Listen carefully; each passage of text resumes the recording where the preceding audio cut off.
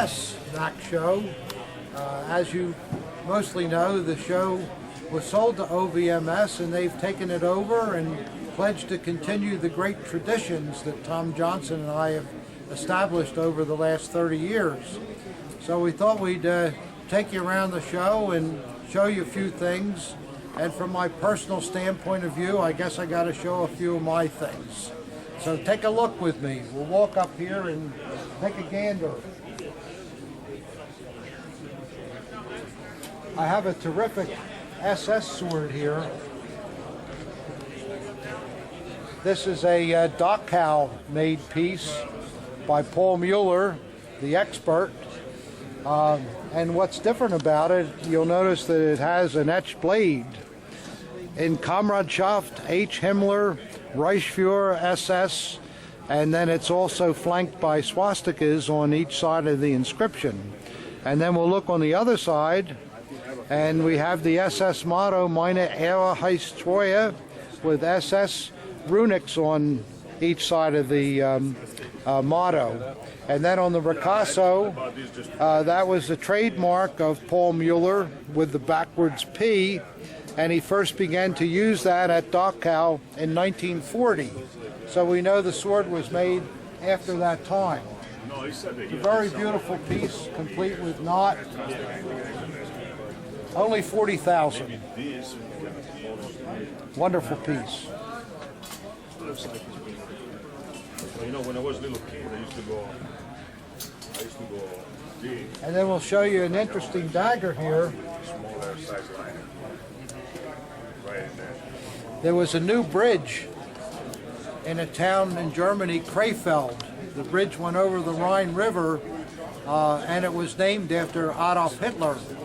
So when the bridge was opened, there was a big ceremony, and Hess was in charge of the ceremony, and he coordinated it with the local SA Gruppenführer, a man named Wittmann, who was quite famous during the Third Reich period. There are some special daggers that have been attributed to Wittmann, so he was pretty popular with the party. But the dagger that was used to commemorate the event, we just happen to have here.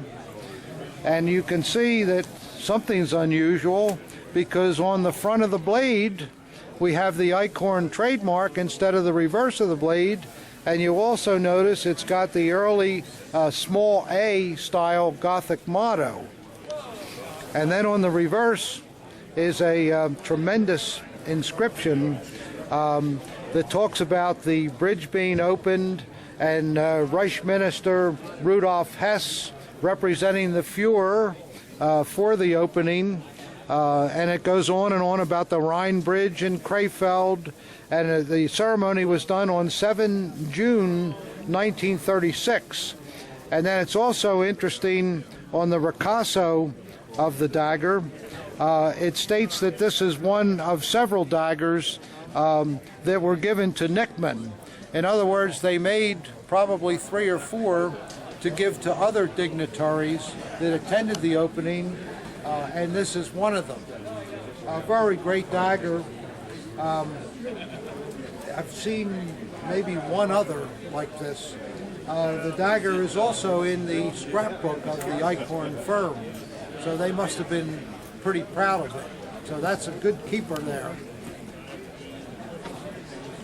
Okay, we have another interesting item that I'm sure most of you collectors have never seen.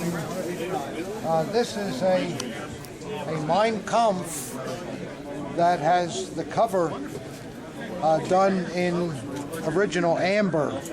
Has the author Adolf Hitler and the title Mein Kampf, and a beautiful political eagle in the center. These mounts are all silver hallmarked, and then the way you open the book, it has a lever on the right side with a swastika on it, and this flips open, and we can open the front page very gingerly. And what's really interesting, you'll see here that the book was presented to Gruppenführer Karl Wolff, and it was given in friendship from the German Handwork Society in 1937 in Frankfurt, and then signed by the leader of the Handwork Society, May 1937. Now, probably Karl Wolff attended the show, and people being businessmen, it was always good to be on the right side of the SS. So, assumedly, this amber-covered book was made to do that and to commemorate the event. This book is $50,000, but beautiful. Well, we've come into the back room here in the convention center, and we were never able to sell enough tables to cover the back room, but now the entire show is completely full, and I think it's 996 tables, so it's really huge. As you can see, there's a lot of great stuff back here too. These are where all the bargains are.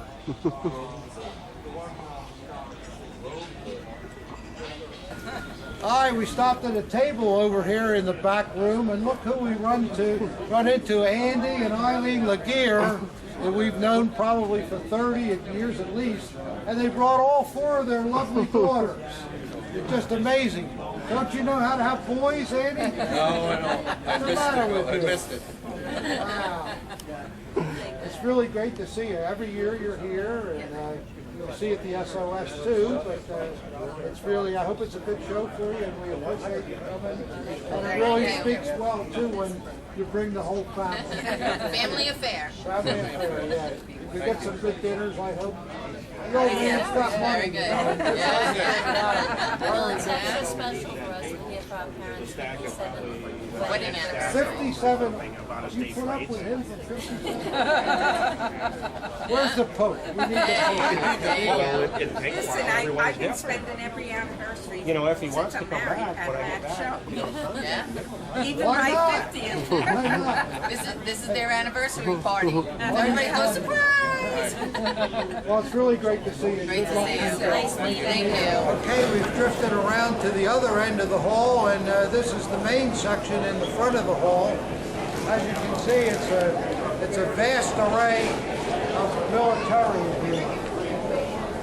All the best dealers in the world are at this show, and maybe we'll go up and see what kind of merchandise some of these guys have this year. Come on, follow me. Yeah, the first table we come to in the main hall here is some mostly Russian things. I want you collectors to know, that it's not all just Third Reich at the MAC show. We have everything here. There's very interesting items here.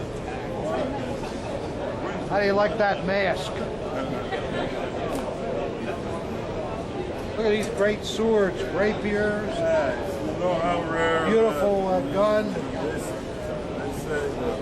Stuff all over the place. You even got stuff down here underneath the table. You name it, it's here.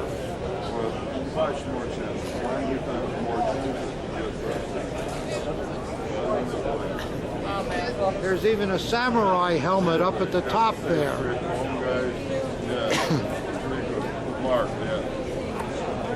Well, we stopped at another table here and ran into Bob Grant, who I know for many, many years. Umpteen, yeah. You work the Detroit area, don't you, mostly? Michigan? And Bob always does motel buys and runs a lot of ads, and he's a real good, what we call in the business, a picker, right? Yep, that's about it. You can see that he has varied things. There's a lovely Tino viewer. It's even a real one. A nice etched Army dagger, DLV, NSKK chain. I mean, you look at like this NSKK chain, Bob is looking for $2,800 on it. And for a dagger like this, from most dealers, you'd probably pay upwards of $3,500. So Bob's a good guy to know because he kind of sells wholesale, and you can always rely on his product. I've dealt with him, as I say, for many, many years and bought many dozens of daggers from Bob. Thank you very much. Okay, thank you. Yes, sir. Yeah, we're here at John Cavalage's stand in the main hall. And we usually see you in the Western shows, so it's nice to see you out here, yeah. This is a very interesting tunic here. We understand that the green indicates that the general was reserve. And apparently he's artillery because of the red boards. Is that right, John? That's correct.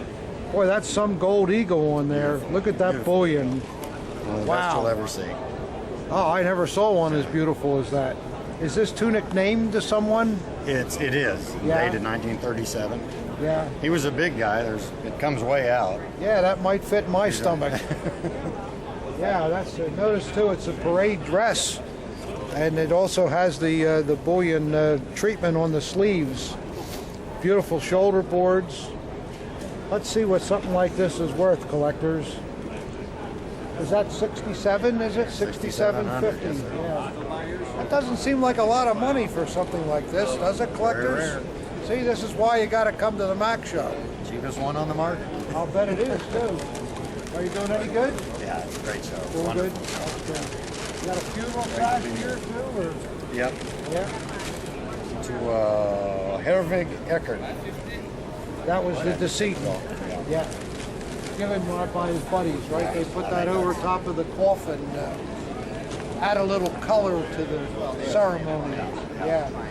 Well, thank you, John. You bet. Appreciate it a lot. Good to see you. Always. Yes, sir. Well, we've stopped at the booth here of the Screaming Eagle. It's a couple of brothers, Jim and Richard Maniscalco, and they really have some terrific medals offered here for sale.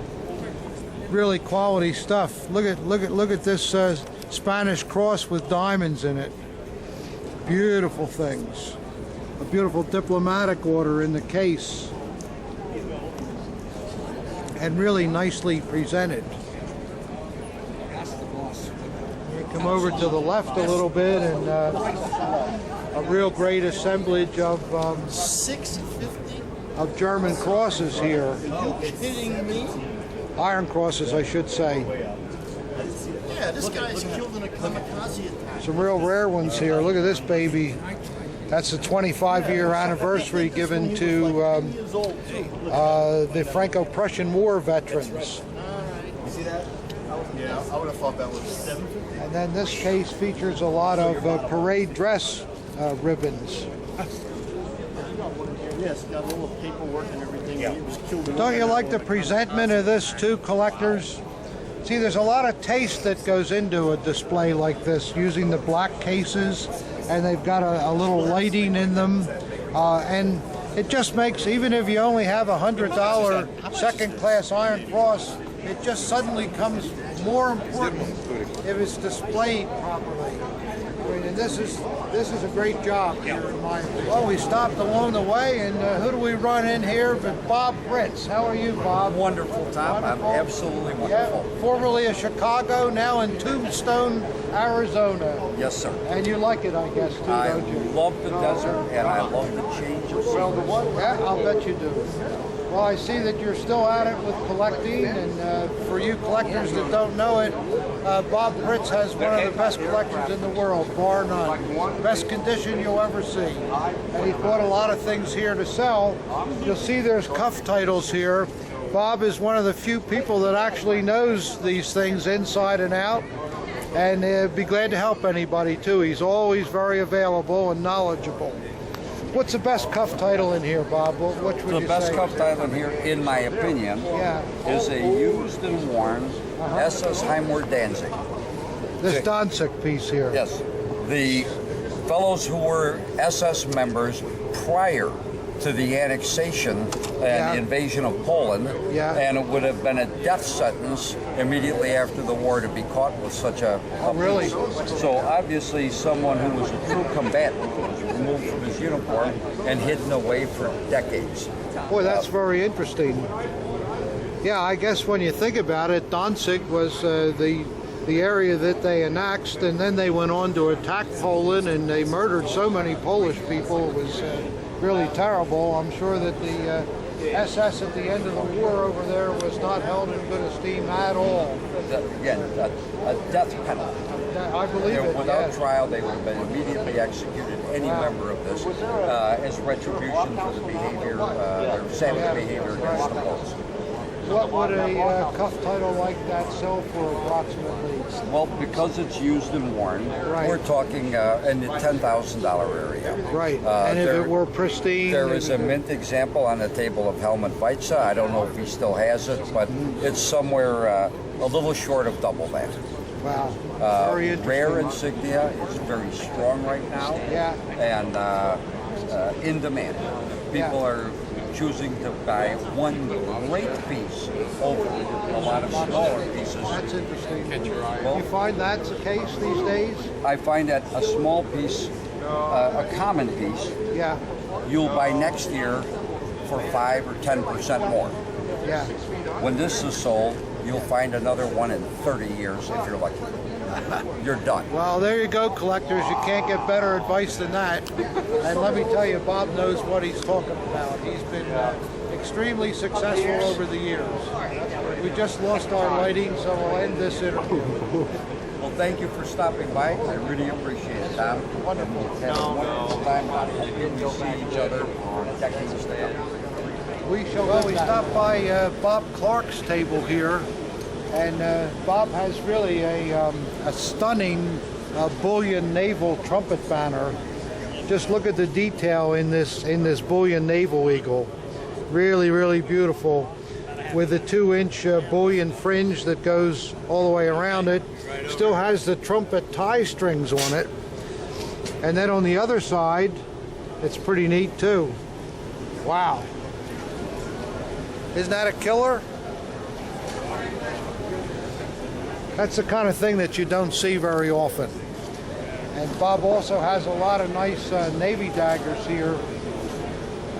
You can see the different colored grips, which make them interesting. They range from a pumpkin color to a deep orange to a yellow and to white. Hammered scabbards, lightning bolt scabbards. All very, very nice investment quality pieces. This is the kind of stuff you want to buy when you come to the MAC show. If you buy the best, you'll always have the best, and you'll always sell it for the best price.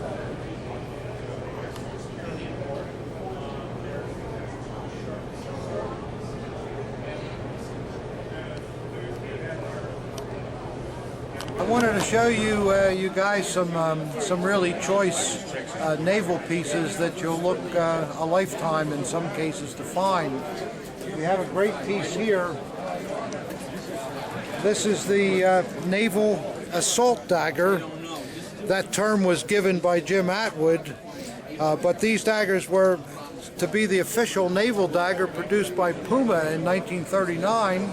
They published them in their catalog as the official naval dagger, but the war started and there was no demand for them, so they only made a couple of dozen of them, and this is an original example. The wearer of this one apparently didn't like the round pommel and put a swastika pommel on it, but other than that, everything else is pure Puma naval assault. Notice how the bands on the scabbard are different than normal. They're more like army bands. And of course the unique eagle and crossguard arms. These always are plain blades, and always was this type of Puma trademark, if you can see it in the video. Really an interesting dagger. And then I'll show you for you Imperial enthusiasts. This is called a heavy dagger for obvious reasons. Look at the size of it. These heavy daggers were available during the imperial period. Everybody thinks they were worn by admirals or something, but actually whoever had the pocketbook, as long as you were a qualified officer, you could buy one and wear it. This one's by WK&C with a Damascus blade, a beautiful ivory grip, huge pommel, huge crossguard, and a matching giant-sized scabbard with rope knotted bands. Really, just a great piece. Very rare and very expensive. And I'll show you another one that's a real killer. If you like Damascus, this is a Third Reich period naval piece with an outrageously beautiful ivory grip. And the blade, it's not only Damascus, but it's the very, very rare small roses type. We almost never see it. And this blade was made by Paul Dinger. Really, really beautiful. You see those small roses? Thank you for the beer, Albert. You bet.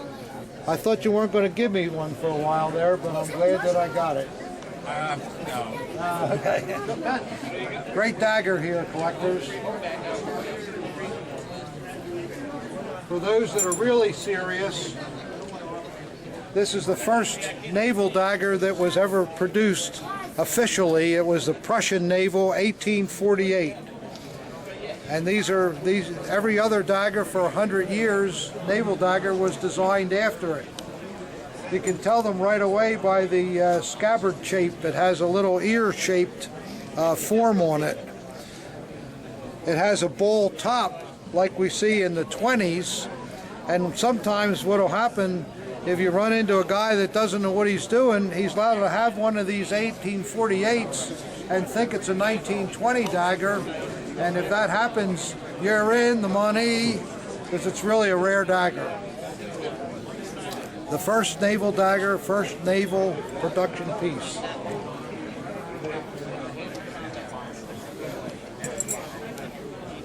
And for sheer beauty,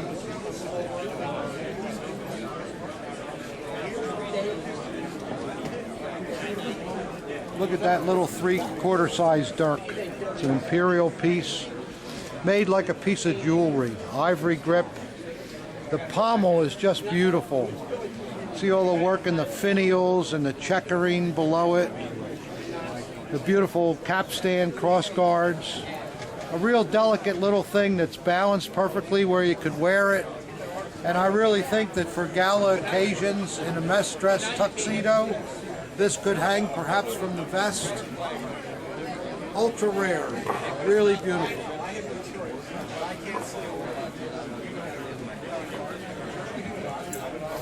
They also made a version of the same dagger, WKC also.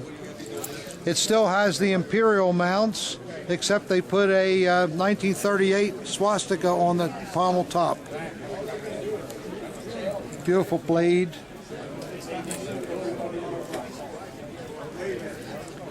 We see these 3/4 sizes a lot from the Weimar period with the ball top, but the Nazi Eagle versions are ultra rare.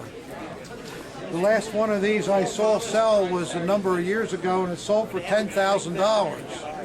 I'm not asking that, but legitimately it's that rare. I'm only asking 8.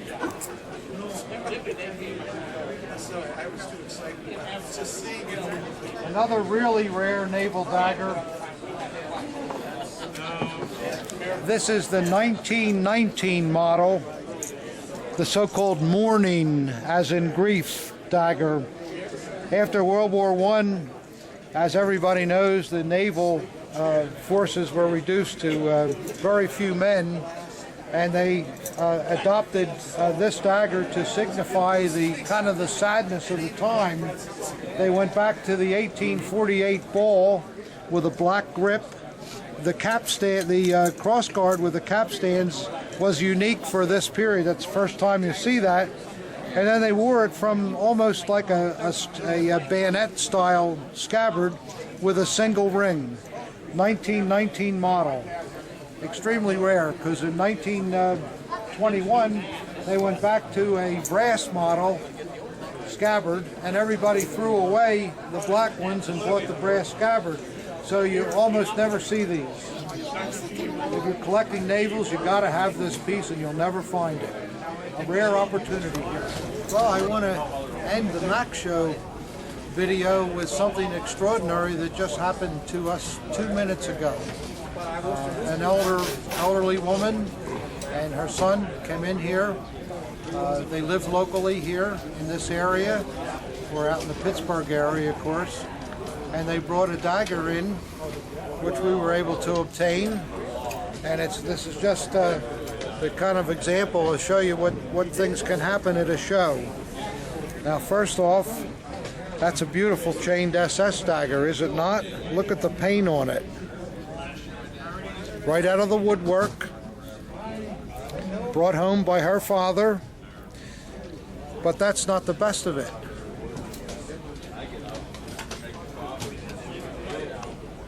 Ta-da! Still has grease on the blade. It's a beautiful Himmler dagger. We'll wipe the grease off when we get home.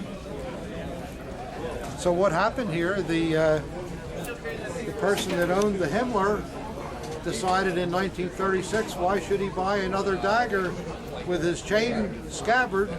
So he put the Himmler dagger into the chain scabbard. And I've seen this kind of thing several times in the past. Why not? But there you go. Is that a good Mac show or what?